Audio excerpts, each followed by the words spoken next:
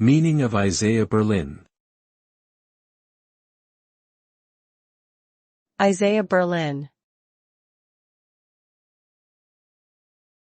Isaiah Berlin. Isaiah Berlin. Isaiah Berlin. Isaiah Berlin was a British social and political theorist, philosopher, and historian of ideas. He is widely regarded as one of the leading intellectuals of the 20th century, and his work has influenced fields ranging from political philosophy to the history of ideas. Berlin's most famous contribution to political theory is his distinction between positive and negative liberty, which has had a profound impact on debates about the nature of freedom and the role of the state. He also wrote extensively on issues of pluralism, cultural relativism, and the nature of historical understanding.